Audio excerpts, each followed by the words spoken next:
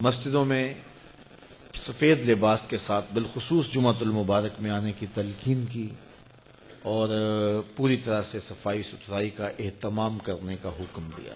اس طرح مسجد کے اندر لہسن کھا کے آنے سے، پیاز کھا کر کے آنے سے، وہ چیزیں جن میں بدبو ہوتی ہے ان کے کھا کر آنے سے روکا گیا ہے۔ کیوں؟ اس لیے کہ ساتھ والے بیٹھے شخص کو کوئی تکلیف نہ پہنچے۔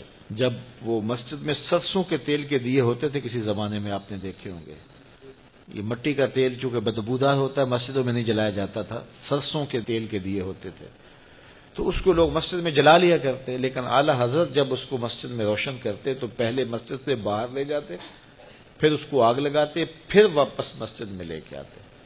تو کسی نے کہا حضرت آپ اتنا تکلف کیوں کرتے ہیں؟ فرمایا کہ یہ جو دیا سلائی ہوتی ہے نا، جب اس کو جلایا جاتا ہے اس میں گندک ہوتی ہے تو بدبو نکلتی ہے، میں گوارا نہیں کرتا کہ اتنی بدبو بھی اللہ کے گھر میں پھیلے۔ تو یہ ہمارا دین ہمیں سکھاتا ہے۔ آپ گھر بناتے ہیں، اللہ آپ کو اچھا پاکیزہ ستھرا کشادہ خوبصورت گھر دے، جس کا نہیں اللہ انہیں بھی عطا کرے، لیکن اس کے لیے جب آپ باقی ضروریات کے لیے چیزیں رکھتے ہیں کہ یہ فلاں ضرورت کے لیے ہے، یہ جگہ فلاں ضرورت کے لیے ہے، تو اس میں نماز کے لیے جگہ ضرور رکھیں۔ اس سے کیا ہوگا؟ بچوں کے نفسیات میں یہ بات شامل ہوگی کہ یہ وضو کے لیے جگہ ہے، یہ نماز کے لیے جگہ ہے، اور اس کے اثرات ان کے نفسیات کے اوپر مرتب ہوں گے۔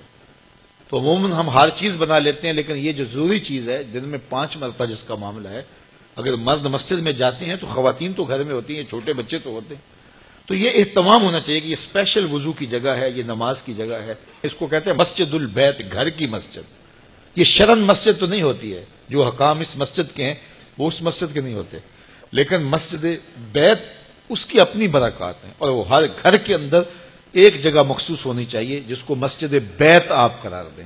وہ تبدیل بھی ہو سکتی ہے، بعد میں آپ تعمیر ثانی کرتے ہیں تو وہ جگہ بدلی بھی جا سکتی ہے۔ جو حقیقی مسجد ہوتی ہے وہ تو تبدیل بھی نہیں ہو سکتی، لیکن یہ مسجد بیت تبدیل ہو سکتی ہے۔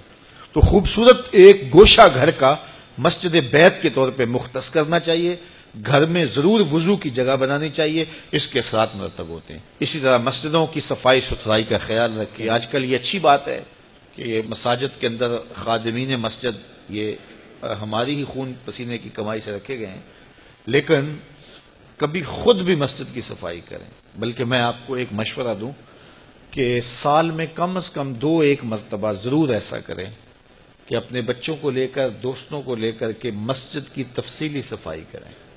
مولوی صاحب کے پاس جائیں، کہیں کہ حضرت ہم ایک دن دینا چاہتے ہیں مسجد کی صفائی کے لیے، تو پورا لنگوٹا کس لیں اچھی طرح سے، اور مسجد کو دھوئیں بھی، صفیں بھی خوب جھاڑیں اس کی، اور اس کی دیگر دیواروں پر، پنکھوں پر لگی ہوئی گرد میل جھاڑیں، پورا دن لگ جائے چاہے۔ اگر آپ ہر مہینے یہ دن نہیں دے سکتے، 3 ماہ بعد دے دیں، 6 ماہ بعد دے دیں، سال بعد دے دیں، ایک مرتبہ ضرور کریں۔ اس کے بعد جو سکون ملے گا، میرے سے بات کرنا، میں بتاؤں گا آپ کو کیا سکون ملے گا۔ مسجد کو صاف کرنے والے کا دل صاف ہوتا ہے، اس کا دل پاکیزہ ہوتا ہے۔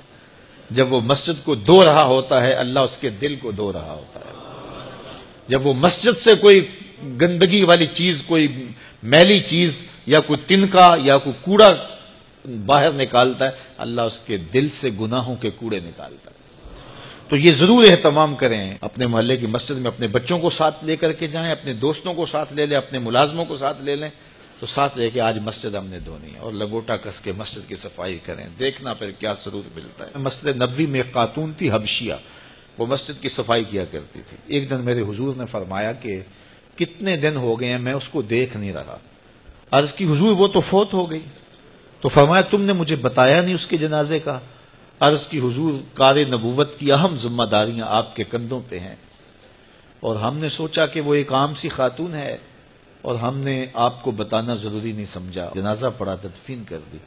اللہ کے محبوب نے فرمایا تم نے اس کو عام سمجھا ہے جو اللہ کے گھر کی صفائی کرتی تھی؟ پھر حضور نے صحابہ کو فرمایا مجھے اس کی قبر پہ لے چلو۔ صحابہ کے ہمراہ اتنا مصروف وقت تھا اللہ کے محبوب کا، لیکن حضور نے وقت نکالا، قبرستان میں تشریف لے گئے، اور جا کے اس کی قبر پہ کھڑے ہو کے اللہ کے محبوب نے دعا مانگی۔ یہ کون سی خاتون ہے؟ یہ وہ خاتون ہے جو مسجد کی صفائی کیا کرتی تھی۔ یہ ساری چیزیں ہیں، یہ غور کرنے کی ہے۔ تو ہمارا اسلام، ہمارا دین ستھرائی کا دین ہے، پاکیزگی کا دین ہے۔